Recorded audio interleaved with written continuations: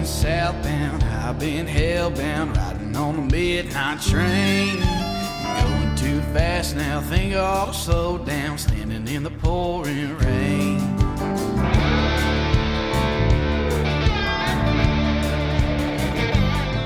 What's going on, guys? Tony and Tristan back with another episode of the One Hell of Life Outdoor Podcast. And today we got exciting guests that some you may have seen if you follow Frog Toggs on Instagram. They had some exciting news, and we have Donny Espey on the podcast. He's the new marketing manager for Frog Toggs and Director of marketing. Director of marketing. I'm an idiot. I just asked him what his title was. But man, Donny, no problem. Thank you for coming on, man. We know you're busy. You're traveling all over the place, and you're down there getting acquainted in the warehouse the last couple weeks, you were saying, and we're excited to get to know you, man, and just talk some hunting and talk about kind of your journey to getting to where you are, you know? Yeah, guys, honored to be on. Like we were talking before we jumped on here quick. We've been following each other, and I feel like this is such a common theme throughout the industry is everyone follows each other for years before they actually formally and like meet for the first time. So pleasure to be on here. Been following you guys for a while.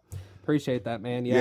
I just off air, we were talking to your point. Like I had always, the first time I saw your content, I don't know if it was from a video you posted or what, but you were doing some stuff with a rod forge or something like that, a rod company.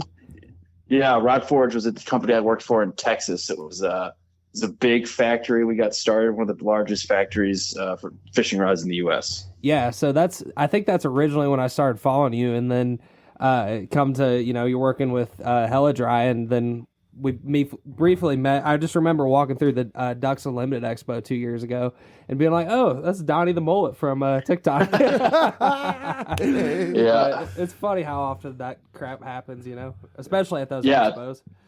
Yeah, and that was actually my first like hunting expo. I've always been in like fishing expos. That's kind of where my expertise has been. My first job out of college, I worked for a blank developer company called Rod Geeks. So I've always been in the fishing industry. That was my first hunting show. And I'll tell you what, the hunting shows, I think, outshine the fishing shows just a touch. Really? Not to start a fight, but it's a different style of people, especially between like bass anglers and duck hunters. Like everyone has their own drive and their own style. But the guys over at Hella Dry are just a blast to hang out with. Turtle Box, Fowler Hide Supply, like all those guys are just a blast. So it's more dependent on the crew you get more than it is like the actual companies there. It's kind of what I've figured out in the past years. But well, I think one thing too is in duck hunting in particular, like I think because it's such a communal sport, we've talked about this a lot versus like the way my dad describes like the deer and turkey classic type shows is it's almost like you feel that communal, like sitting in the duck blind, 5 or 6 of your buddies, like you feel that kind of goes through the whole show, you know what I mean? Versus like a deer show, it's just kind of like you're in a tree stand and you don't really kind of keep to yourself. It's just, I feel like that kind of, I don't know, goes through the whole style of the show, Oh, yeah. And I think another thing about the hunting industry too is it's a lot more privately owned compared to the fishing industry. So like if you think about like I call my road show crew, there's a shotgun shell company, there's a bag company, there's a wader company, there's a leather straps company, and then you have a speaker company. Like all those are independently owned. That's why we're all able to get together, is because we can do everything together. In a fishing industry, there's one company that owns the lures, rods, line, and the apparel. That's a good point. Yeah. So it's kind of hard to get that camaraderie in the fishing industry, just because it's a lot more. It's owned by the big guys, which isn't a problem because they still have obviously all the conglomerates and stuff. But I think that's why the hunting industry is so personable. Yeah, that's a really good point. Let's touch on a perspective that I think that you bring to light, Tristan, by saying what you said. And you're a waterfowl hunter, and you're walking through a Ducks Unlimited show. You're at a banquet. You're at a Delta convention. You're at a Delta banquet. Whatever it is, right? From the smallest child to the oldest person in the room, everybody is sizing everybody up. Not in a bad way. But like they love the same thing I do, and I think it's so cool that we're in a sport. I really feel like it's more specific to the waterfowl industry that you walk by somebody, you're like, you could literally just stop and go, "What's going on, man? I shoot ducks." "Yeah, I do too." And next thing you know, you're best friends. Yeah, you know what I mean? It's such a communal thing. It's like I compare it to like the best thing I got, being an ex-military guy, I was in the Navy, is that when you see we call him fellow brother, you're cut from the same cloth, and it's so easy. Like every time, my boss is a colonel in the Marines, and instantly I knew, as him being my boss, that I know how to work with a guy like that. No doubt. You know what I mean? And so I don't know. I just feel like it's I don't know, man. It's fun. It's a fun industry to be in. No doubt. So Donny, just getting into a little bit of who you are and where you're from and stuff. Why don't you give us all a background? Just where you grew up, where'd your love from the outdoors come from, and kind of what's kind of been your journey getting to marketing and the outdoor industry and all that. Yeah. So my love for the passion for the outdoors actually came from my neighbor. My dad hunted with his dad a little bit when he was a kid, but I remember we had one firearm in the house and was always just kind of adamant about going out and trying it for the first time. And my neighbor is kind of the one that taught me how to hunt and fish. Big Steve is the guy that, took me hunting for my first time. First time out, we go deer hunting. Wasn't old enough yet to hold the rifle, but we went out anyways. And we're sitting there and by me, this is a giant deer by standards. Every time I tell the story, it gets bigger, but like a big 14-point buck just comes out of nowhere and we miss. And I just remember chasing the bloodline, trying to find anything. And that rush, and we missed. We didn't go home with anything. I was crazy excited. I was excited over how loud the gun was.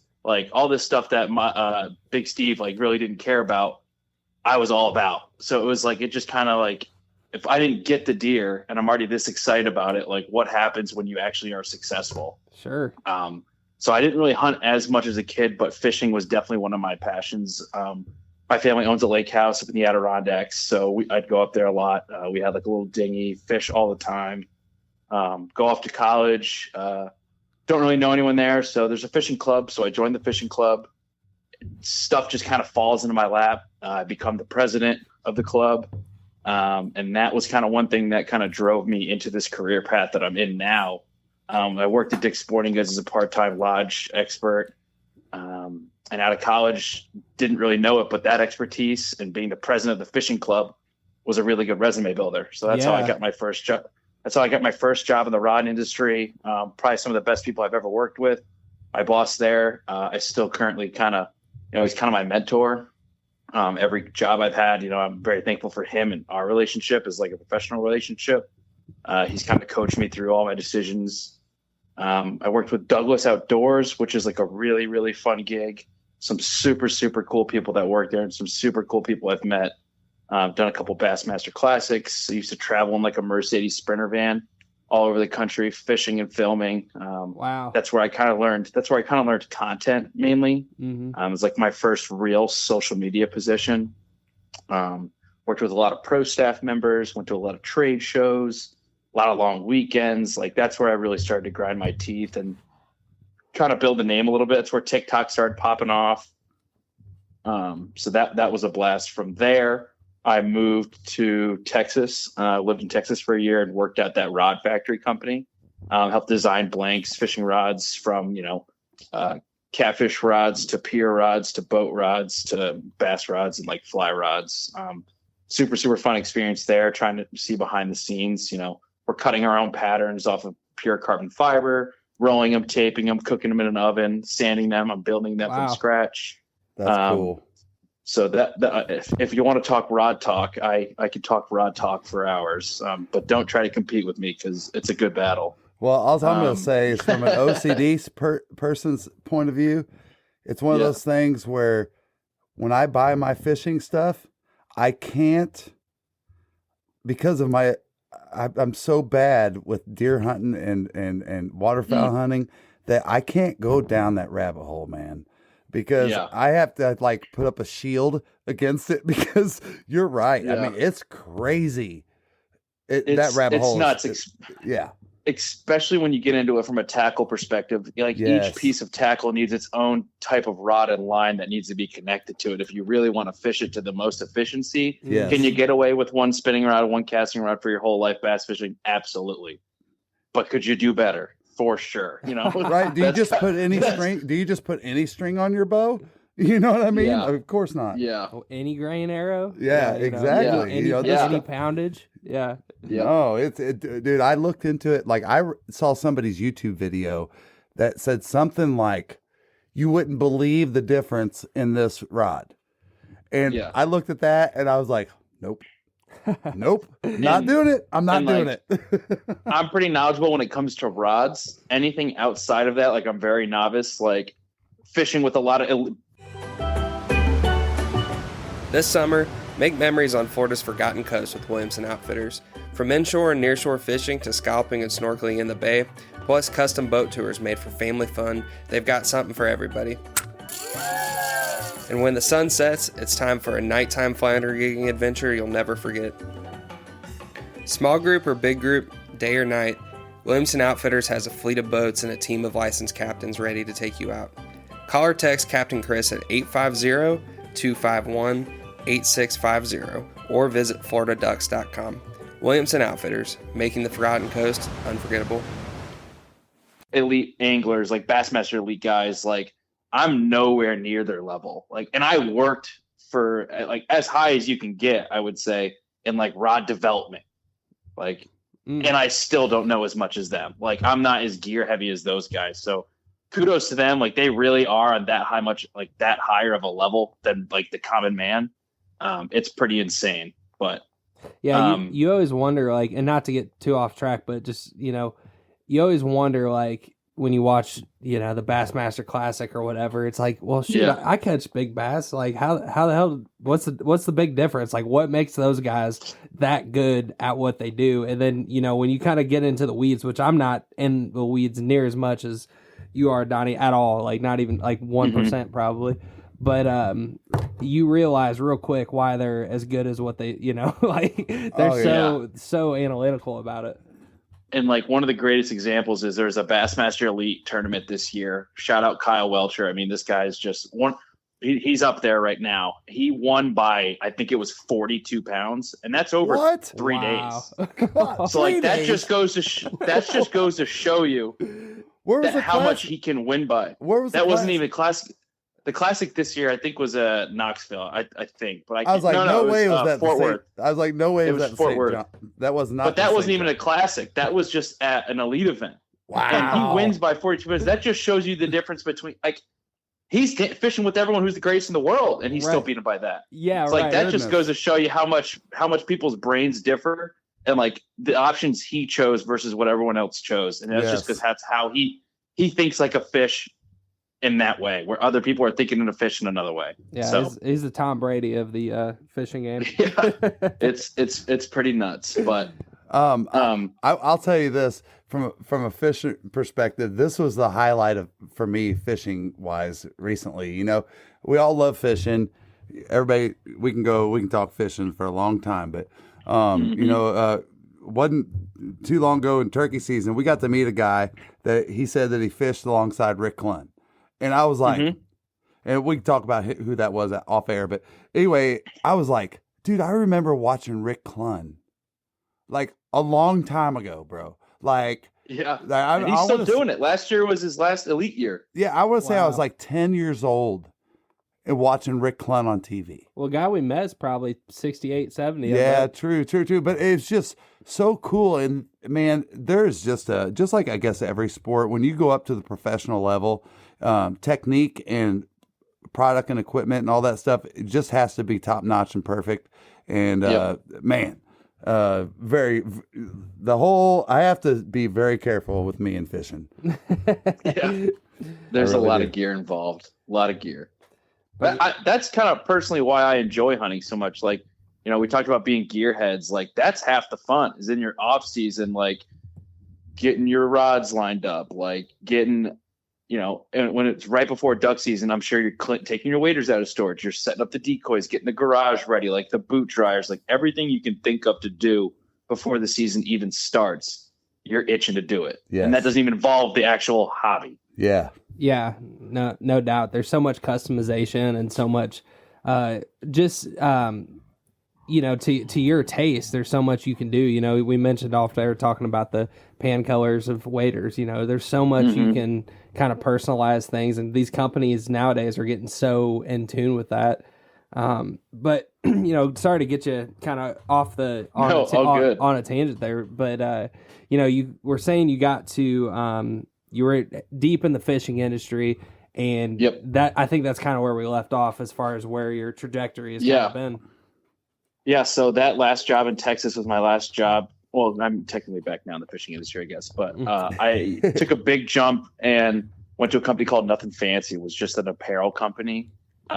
It was super, super fun because it got involved in everything. Yeah, you know, from NASCAR to bass fishing to country music festivals. Like, I got to do everything, which was awesome for making connections. Met some really cool people there, and from there, a couple months ago, February, me and Nothing Fancy split paths, and I ended myself up here. So I did a little bit of intern, like just personal marketing in between, you know, people who needed help and support, just random things, email marketing whatsoever, just to kind of pay the bills. And then out of nowhere, Melanie shoots me a message on Instagram. Is like, hey, can we have your phone number? I was like, yeah, sure. And I had sent a bunch of messages to Frog Toggs, of course, and none of them got replied to. Whatever. I'm not butthurt. It was just funny. I'm like, yeah, sure. Here's my number. And then she gives me a call. And was like, hey, we heard you're not with Nothing Fancy anymore. Do you have time for like a meeting? I'm like, oh my gosh, yeah, absolutely. So their son had kind of seen a bunch of the work that I've done. Oh, nice. And you know, they said, you got to hire this guy. So it works out. And they said, if it doesn't pan out, it's my fault. And if it works out, it's their son's fault. So well, I'm fine. I'm fine with that level of trust. Well, that's great, man. I think that, you know, we're super excited about this. I mean, when Tristan told me about this, I was like, and Tristan's like, dude, I've been following this guy for a long time and everything, you know, and I just, you know, I'm not the best on social media. I got to admit to that. But what I'm loyal to is the brand, right? And, you know, being a fellow veteran, how many veterans they support there, all that stuff has always been like a deep, like blood, like we put a slice in each other's hands and we shook hands a long time ago and became blood brothers type of thing.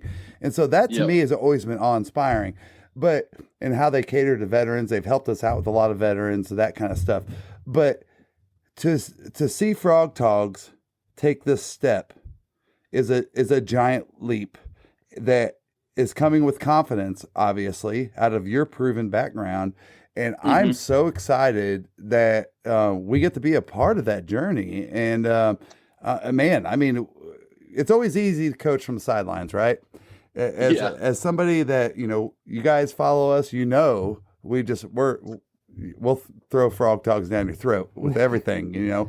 But the point being is that it's really cool to see that they're taking somebody with that creative level to expand and make that such a household name. Yeah, and I think to piggyback off my dad's point is like, I think just seeing what you've done with these companies, Donnie, over the years on social media, to honestly be able to pick your brain and be like, hey man, we're filming this video on YouTube and we're gonna be wearing X, Y, and Z out there. Like, what do you think would be cool? Deliverables? You know, want? Just to be able to pick your brain on stuff is gonna be cool, I think.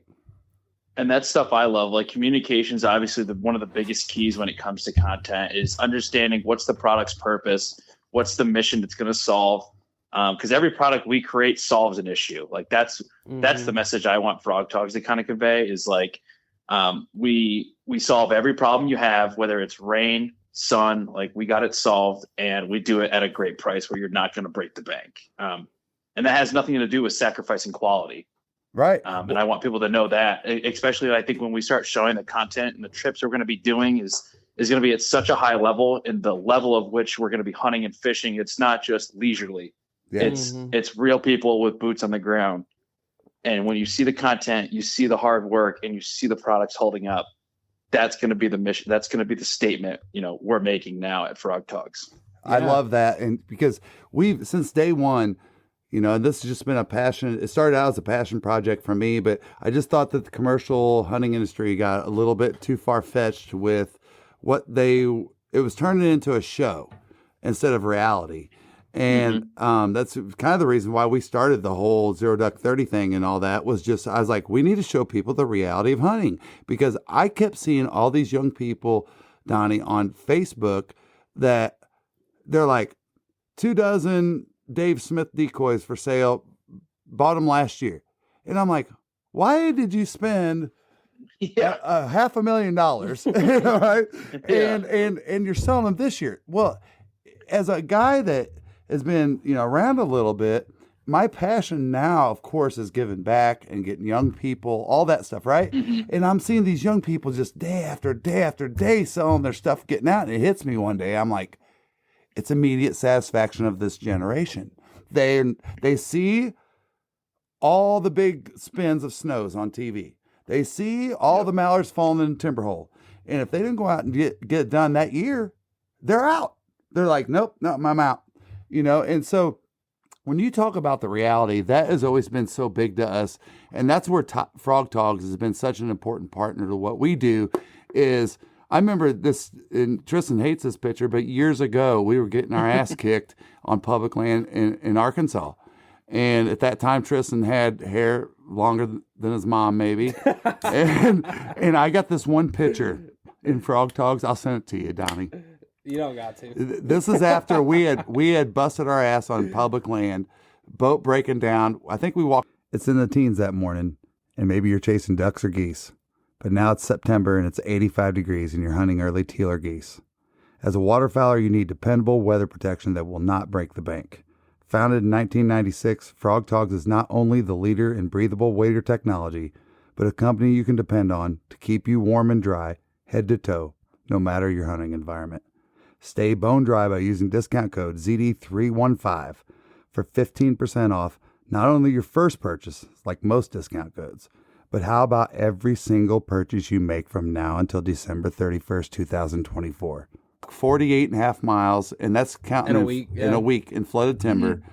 And he's standing there in the pouring down rain in all Frogg Toggs gear and but he was still dry underneath it. Well, I'll tell you the mistake I made that day, and this was before we were wearing like the Grand Refuge, a higher end Frogg Toggs jacket. This was just like the waders, like the Grand Refuge 2.0s, not even the 3.0s. We just had a sport jacket. Yeah, like the kind you get from Walmart, just the real street camo Frogg Toggs thing.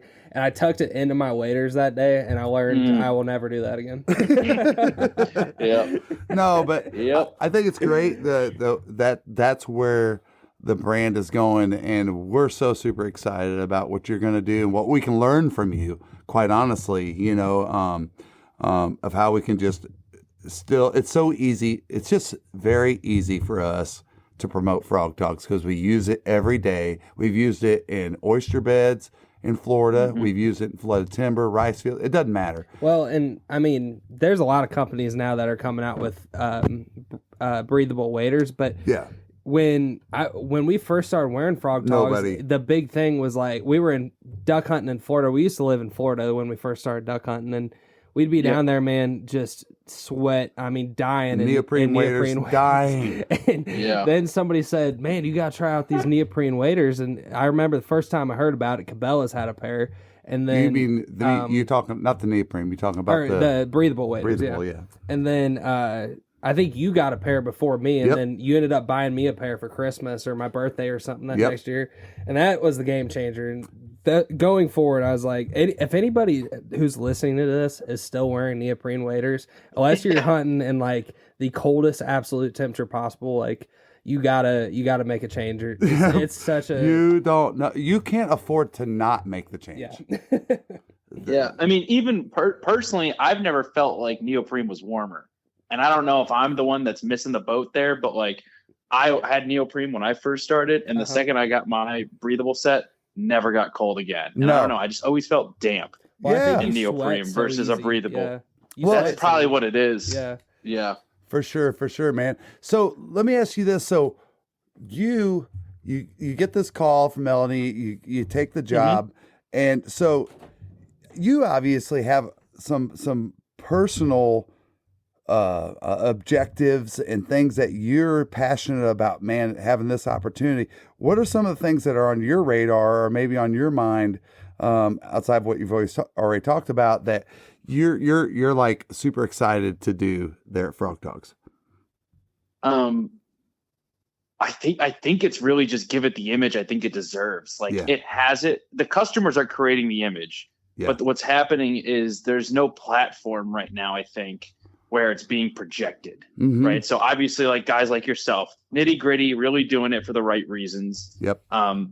And you know, you guys have your platform, but it's not just exactly being shared on our main image for Frog Talk. So I expect to be doing long form content, short term content, industry hunts, like at trade shows. We're just things are gonna get changed a little bit. They've been very sales focused. You know, that's when they've had a lot of their employees and everything's been focused there, which is where it's got them today. And obviously it wouldn't be there if they didn't put the focus there, and everyone wouldn't be wearing the Frog Togs they are today. Sure. So I think now that they got some manpower behind that, sales can take a step back and let marketing handle the things that they've kind of been doing begrudgingly, just to get it done, because it needs to get done. Now we can really put some time behind the things that need to get done, and it's not rushed. Helping them with product launches, like things like that, I think are going to be a huge success for Frog Togs, because like the 80 reasons we just listed, they already have the product, they already have the customers. It's just ramping it up one more step. So that's right. That's what I'm super excited for, and obviously get to use the gear at a budgeted discount price. That's a huge plus. Yes. But and I just love being in the industry. Like that's another huge thing is. When I left Nothing Fancy, I got a little nervous. Like, am I going to have to go sell medical equipment or like insurance, you know? Sure. But I'm just super blessed to get this opportunity and to be in this industry, like meet guys like yourself and everyone else we know. It is one hell of a life, you know? We love that. Yeah. And I'll tell you what, with that said, you just busted my heart, buddy. You're welcome anytime with us. Listen, we've got a good deal with Captain Chris Williamson down at Williamson Outfitters. They're the elite. When it comes to, we'll send you the link on our Florida's Forgotten Coast video so you can see what that experience is like. But to be able to hunt in an environment where you're several miles off the coast, but yet you're standing in ankle deep water and the tide's coming in and you can't see land anywhere and ducks are landing everywhere. That's a pretty wild experience, you know, that does sound pretty cool. But no, for sure, you know, the invite's out and you'll be hunting with us. Yeah, we'll have to make that happen for sure, man. For sure. So we definitely have a lot of great opportunities there, but excuse me. And you had mentioned, Donnie, that you're excited for some of the stuff coming up. I don't want to put you on the spot on anything. Don't give it too many details or whatever. But in terms of hunts or whatever, cool stuff you can go into. I mean, what's kind of some of the hot ticket stuff you got going on? Yeah, waterfowl is always like my personal favorite, and I do have a couple trips planned that I've done in the past. I should have a early season teal hunt in Texas. I'll have all my generic stuff in New York. I'm a little homebody. You know, there's no real competition in New York. You know, you go out, you kill your 2-3 mallards every time. A couple black ducks thrown in for bonus birds. Lots of Canadas. You know, it's never knock your boots off, but it's never bad. So I'm up there a good amount of the season. And I have my boat. I'm 5 minutes from the boat launch I use on the river. Like it's real comfortable stuff. So that's great. It's hard to leave. I'll do a trip to Wyoming in January. I'll probably make it to Michigan this year as well. That's where our camera guy is going to be. Nice. But from there, that's kind of all I got planned now. The hard part about frog togs that I need to wrap my brain around is obviously like, I do think waterfowl is one of the like industry leaders in the hunting world of like content generation. And like, if you're cool in that waterfowl world, that can kind of transfer down into the others. Yes. And I think it has to do with gear reputation too. Like if you can make it through, if your gear makes it through the duck season, it can make it through a whitetail season. No doubt. It can make it through bass fishing. Oh yeah. So that's kind of how my brain works going down that way. But Frog Talks also offers like cooling products. So like professional athletes, concert venues, like we have these towels that wick away moisture faster than any other material. Yeah. They're an so academy. like those are things. Yeah, those are things I'm going to have to go and get content of. So I think there's going to be a lot more trips other than waterfowl, obviously. But I'm super excited. Like I said, just any opportunity you get to go do your hobby for work is something I can get myself a little excited for. Yeah, no doubt, man. And you bring up a good point, because like when we had Will on here, we didn't know this, but Frog Talk started as a golf brand. Yeah. Like who would have like thought that where they are today, they started in golf, you know what I mean? Yep. It's just Yeah, and I didn't even know that. That's something I just learned. yeah. So, I think it was his grandfather. That started that. And they have the original jacket in the office, which is super cool. Well, I'll tell you what, I'm gonna throw some history on. This is gonna make one of you guys get on some YouTube or Google tonight. Check this out. Look up, just Google search companies that have diversified. Did you know that IBM started out as a meat processor? What? Nope. Boom. Dude, it will blow your mind. I'm not going to try to, my brain isn't good enough to remember all those things, but there are so many companies that have diversified that were once this and now this. It's mind blowing, really. Well, I think the famous one is Amazon starting with books. Yeah. You know? It's like right. Now what they and a Kindle and all that stuff. Yep. And that's the only thing I remember, like, the only way I knew Amazon is because my daughter, when she was young, had a Kindle, right? Mm-hmm. But then shit started showing up in my house. And I'm like, what is going on, dude? Or are we part of like a prize club or something like that? That kind of thing. But no, man, that is so awesome. And I think you speak a great point is that,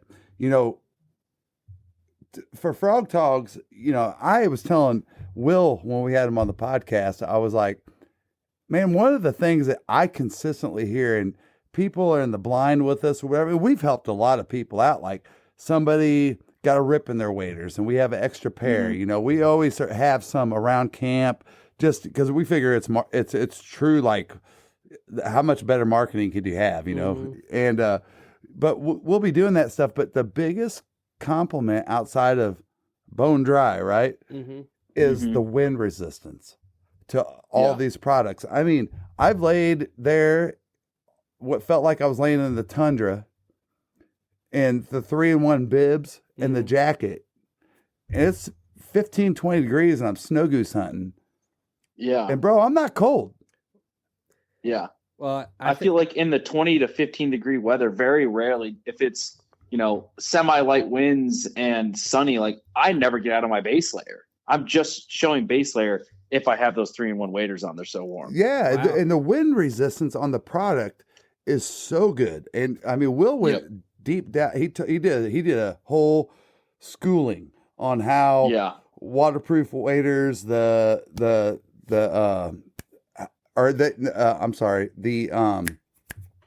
breathable waders, how the fabric works, all that stuff, put us to school on that.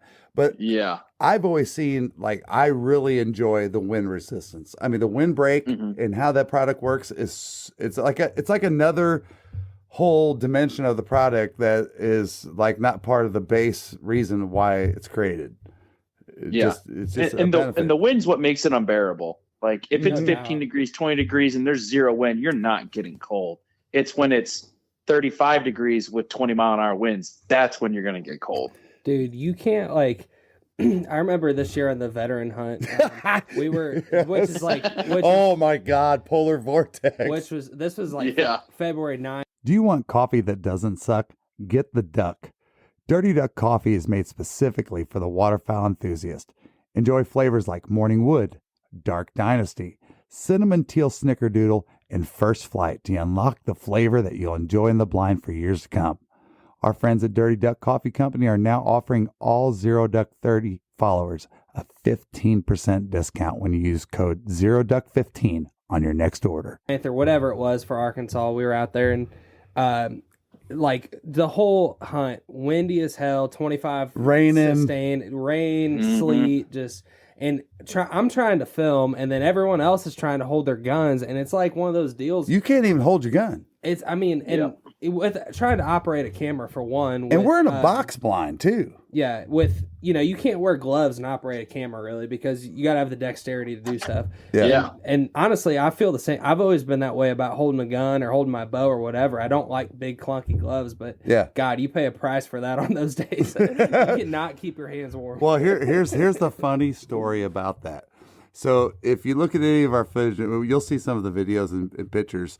I've got, which I'm still going to keep bragging about, that thick black hoodie from Frogg Toggs has been like a lifesaver for me. That's a good deal. It's a thick, it's underneath the, I forgot on the website. It's like under the accessories or something like that. But it was one of those things where we're like, we got to wear a Frogg Togg hoodie, right? Well, I got addicted to it. And we go out that day, no rain in the forecast. Mm-hmm. And so I'm like, I got my base layer on, I got my waffle suit on, all that stuff as my base layer. But then I'm like, bro, I'm good all day long in the waders and have my black hoodie on. And we're in the box line.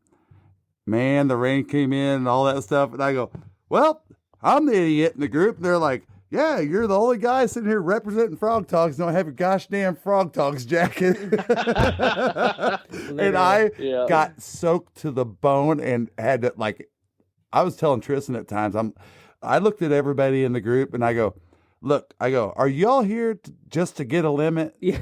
I said, or are y'all here to shoot some ducks? And they're all like, we're all here to get a limit. I'm like, shit. Yeah. So we had to wait it out, and we ended up shooting a 6-7 man. It was the weirdest hunt because, obviously I wasn't hunting, but I was just sitting there filming, and the majority of what we killed was ringnecks. Oh, dude, they just lit the spread like you've never seen ringnecks do it. Out of a rice field in Arkansas, it was primarily I think it was 32 ringnecks or whatever, and 4 other ducks, but fun stuff. They weren't you'd get a group that would come through and one would decoy, 2 would decoy. Yeah. So it took all morning. You just had to keep picking it off. And then but that day I just laughed at myself because I take a lot of pride, military guy, being always prepared. I probably overthink a lot of shit. And here I am in front of my fellow brethren, veterans, and they're like, well, you didn't do your Frogg Toggs any justice today, did you there, bud? And I was like, no, I did not. Just being brutally honest, it was a good day, but we shot him good, and it's funny that how many times we do run into people just randomly. I would say, out of the folks that we hunted with there that day, 3 out of 6 had Frogg Togg something on. That's kind of back to your point, Donnie. Just how many people just are already a user of the product. Yeah.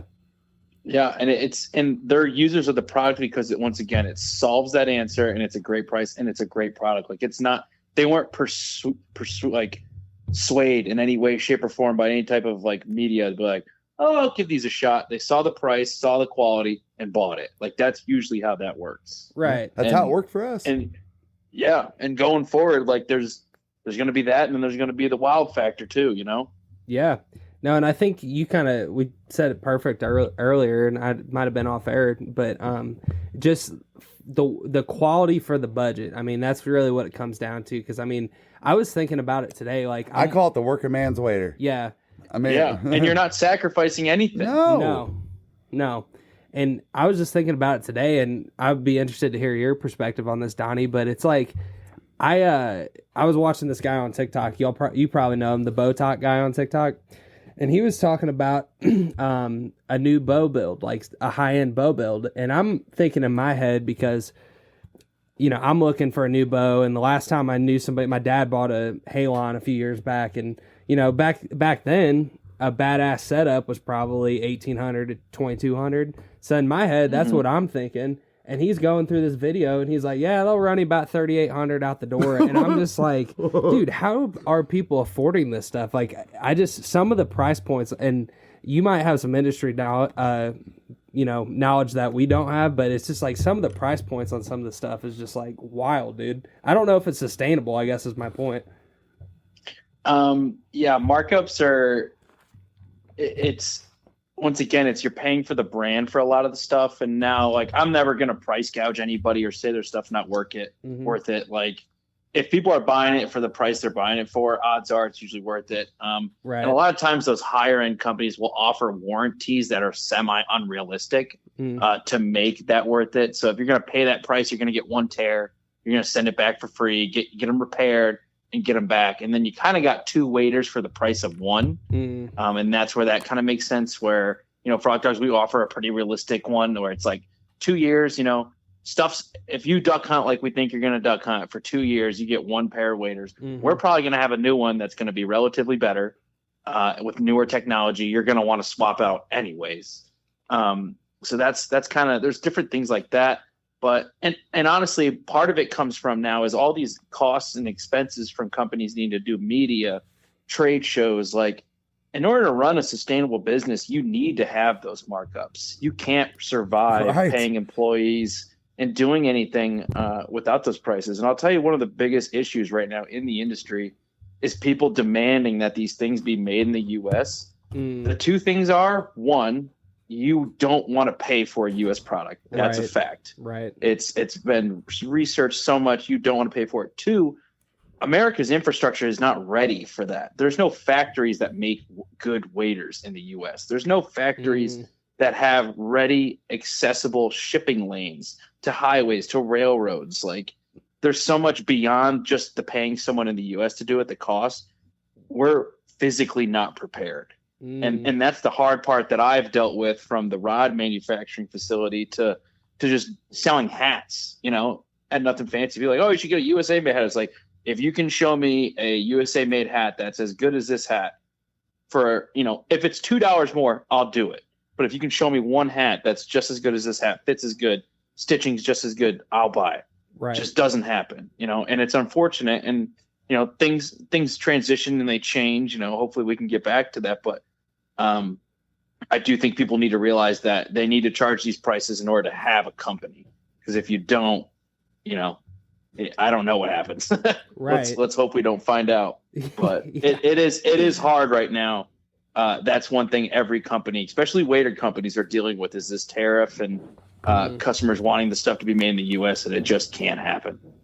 Right. No. And yeah, it's affecting a lot, man. And hopefully some of that is coming to a close here shortly, just with what's going on with those tariffs. But I just had a customer this week in what I do day job. We ordered some parts and they're coming from Canada and I think they came from Canada, but hit with I think it was a 25% tariff. And it's just like, damn, Yeah. Yeah. It's expensive, especially when you're ordering, $600 waders. Think about 20% on that, 25% on that cost. Like, and it's hard because customers are like, oh, you're jacking up prices. It's like, we're paying what you're paying. It's the same exact thing for everybody. But everyone's in the same boat, so no one can really complain. Like, it's no doubt. If every single thing from China is getting taxed, like, hey, everyone's prices go up, Yeah, that's just how it's going to be. That's true. There's my no dad used to say, advantage. when the price of eggs in China go up, everything goes up. Yeah. But our prices should be relatively similar. Like, our inventory is pretty good. Like, there shouldn't be any giant issues. But I've got companies are emailing. I got an email from Drake. It's like, hey, just so you know, starting on this date, all wader prices, all jacket prices will be up from anywhere from 15 to 25%. So buy now. Yeah. So, and I might have misquoted that percentage, but don't get mad at me, Drake. Sorry. Right.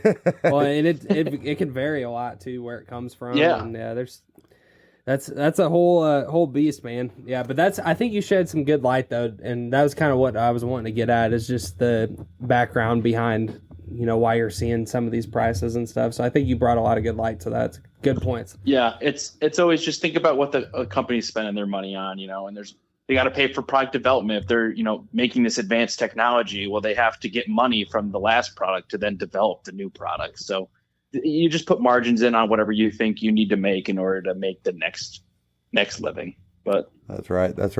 So when it comes to, one of the things that I've loved, personally, is just seeing that that Frog Toggs has been more getting out in the community, as far as like in the waterfowl community. they've been at Delta Waterfowl conventions, and I know the Ducks convention's coming up, and what's kind of on the map for you guys as far as getting out there and shaking hands with folks, as far as where people can come by and throw on a pair of waders. Like we were talking off air about my brother that doesn't even waterfowl hunt that much, and he put on the zip fronts, and he was just like, dude, now this is easy. you know? I think the big thing for us for trade shows is obviously to show our image. We want, a really good display at the booth. We want to make sure our turtle boxes are bumping, show us like it's, we're not just a company that makes products, we're people. And kind of showing them who the people we are. We obviously want people to try the waders. So this year for trade shows, we're going to be bringing, a select amount of inventory, basically one of everything color and, a bunch of sizes. You'll be able to try it on there, tell us what you want, and we're going to ship you a fresh one from our warehouse right to your house. So you don't got to carry it home. Nice. You're just going to order it right on the iPad and it gets sent right to your house. Wow. That's something I think that's pretty cool. One, it's easier for me. I don't got to pack it all. Right. And people don't have to pack it and carry it home and carry it around with them. Right. But we're definitely excited to be at those trade shows. I think they're really big for us. We have ICAST this year, of course, on the fishing side. And then Delta Waterfowl and Ducks Unlimited, which I love. Those are some of my favorite shows. Delta is always a blast with the boys over at Mallard Bay and Hella Dry and Fowler, Boss, all those guys. But yeah, no, trade shows are always fun. I love meeting people. It's a great opportunity to also find people specifically in that area. Like that's why I'm happy Delta's going to be in Oklahoma this year. I mean, the Ducks one in the Bass Pro Shops Pyramid is going to be sick. But yeah, always excited for trade shows. That's one of the things I really do enjoy about this, this type of work. And it's a blast, man. Just the people that I'm sure just from talking off air, you've ran into this a lot, Donnie, but just the people like, me and you that day, that brief interaction we had, like you just, the you amount never of know people where that the you dots talk going to to, connect. There's so many people that you talk to on social media that you're like, man, who knows if I'll ever meet that guy, but we talk like once a month on Instagram. Like, you know what I mean? Yeah. It makes you feel like you know people way more than you do. Like, I don't know, like there's people this year, I'm sure like, oh my God, how are your wife and kids? Never met them. But it's like, see them all the time, but not really. Yeah. And it makes you feel more that way too, doing a pod. By the way, one thing I want to say real quick. You were saying earlier about messages not being read. Talk about trying to get podcast guests. We deal with that a lot. Oh my God, dude! But like, do you know who I am? No, I mean, I'm throwing funny there, but no, I mean, it is. But it's just like at the back end of we're a media company, but. We're a sales company too, I mean, Tristan and I are both have deep sales backgrounds and that helps us. Of course I love being across from my son in a podcast, and it's a dream come true for me. I mean, thinking about that, I used to change his diaper, and now we sit here and have these like intellectual discussions and all this stuff. It's a dream for me. Intellectual might be kind of a loose intellectual. Term, we have fun discussions. Yeah, we have fun, and we have sometimes where I say something and he looks at me and stares right through my soul. So anyway, but it's a dream come true for me. But I love the fact that it's such a tight industry. I mean, no matter where you go, who you meet, we had Rusty Creasy on here one time, and now he and I know so much about each other's family just by following each other and interacting. And he's a great, incredible man, by the way. I mean, great for everything he's got going on to spend the time to just a great ambassador of the industry. I've told this story once before, but I have to give him the most giant credit because I think this is where the rubber meets the road. And we had Ramsey Russell on, and the very first time I was able to get him on the podcast, he said, do you have enough bandwidth or something like that? And I said, what? And he goes, once I get talking, I won't shut up. And I was like, well, you can talk as long as you want to. He goes, all right. And I think we had to break it into 2 series, like 3 hours or something. It went, it went a long time. Well, anyway, have this great podcast with the most, I mean, I don't know another duck hunter that duck hunts as much as Ramsey Russell. Yeah, probably the most yeah. well-traveled waterfowl. Yeah, I mean, He's like the Chuck Adams. Of he is, waterfowl. dude. He's the Cam Haynes. He's everybody, right? Mm-hmm. And him and his char dog. But you know, he had said to us that one of the most enjoyable things that he gets out of going different places, he goes, I'm not selling you a duck hunt. I'm selling you an experience. It's a cultural experience, right? And he said, you don't learn the culture of somebody until you put your feet underneath their table and their dinner table. Or no, their table is what he said. You got to put your feet underneath it. You got to sit at the table and put your feet. That's what he was getting at. Yeah. That's how you really learn about people, right?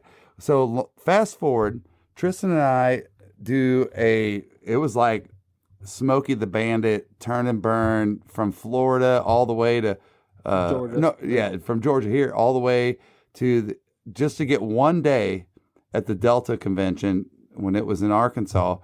And we keep walking around and I look over and I go, there's Ramsey Russell sitting over there at the booth.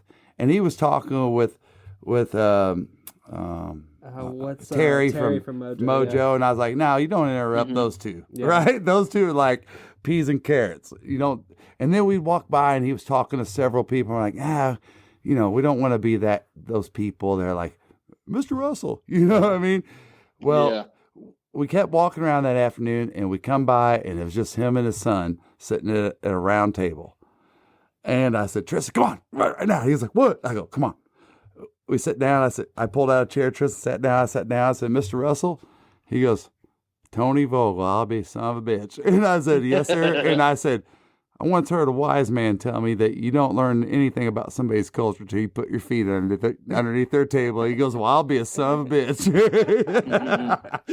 But he's the epitome of who we are in this waterfowl industry. Yeah. I mean, it was just an incredible experience, something I'll never forget. No doubt. Yeah, I think one thing in the waterfowl industry too is, it's relatively easy to get into because you don't need to own land. You know, you just got to have a really crappy canoe, or at least the ability to walk into some public water. In New York, it might be a little easier, but I really kind of miss not knowing what I was doing. Right. Making all the silly mistakes, having bad waders, having a bad gun, shooting shells out of the wrong choke, like just figuring all that stuff out and then seeing it work, you know, getting your first jerk rig, like some things that you're like, oh, I can just throw these, you know, hardcore $20 dozen decoys out here and I'll be fine. They're greenheads. Like I'll be good. And then you just kind of start to figure stuff out. You work with your buddies as a team. You learn from others. That's what really grew me into it, is like, okay, I'm smarter than these ducks now. I know what they want. They don't know what they want. Like that's what you're trying to start to figure out. And that's what I really appreciate about waterfowl, and just, you know, talking about everybody about waterfowl. It's like, oh, what do you do? Oh, you set them up in this shape. Well, I tried to do something like this, like all that stuff.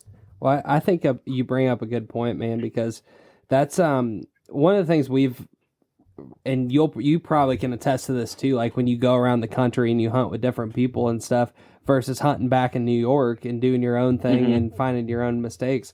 When we got into duck hunting, like as my dad mentioned before, like being so heavy into deer hunting, like it's kind of like deer. It's like we know deer behavior. That's what I grew up doing. It's what he grew up doing. You do it by yourself. Yeah. But when it comes to duck hunting, like that's the new exciting thing for us in the last 10 years. And to be able to make those mistakes and not have the pressure of like somebody telling you you're an idiot or whatever, or even if it's just your boys, that's a different story. But I'm just talking about if you go on a trip or something like that. That's the kind of challenge when you go on some of these trips and you're hunting with people that know everything, and then it's kind of like, man, I don't even want to blow my duck call because I suck. I know I suck. You know what I mean? But that's kind of the coin flip, right? Like if you go and hunt some of these other places with really good people, you don't really get to experience like the learning and cutting your teeth, and that's the beauty of it to me as well. I totally agree with you. Yeah.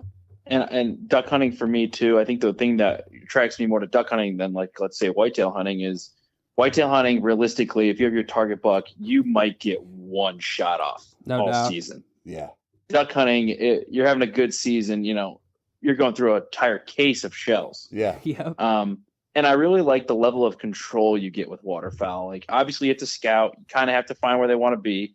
But with duck hunting, like, you could relatively set up an area. This looks ducky. You haven't scouted, haven't done anything. You can set up, and you have a good amount of control just by setting up decoys and being a halfway decent caller. Just trying to track. And that's what I like about. Yeah, that's what I really like about, like, the level of control you have over duck hunting. It's like, I feel like I'm actively doing something that's making this work. Where with whitetails, sometimes you're just like, I'm living in his world.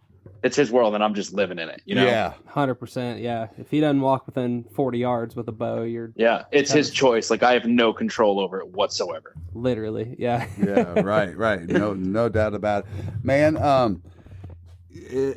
I want to be on here for a couple more hours. I really do, but we want to be respectful of your time.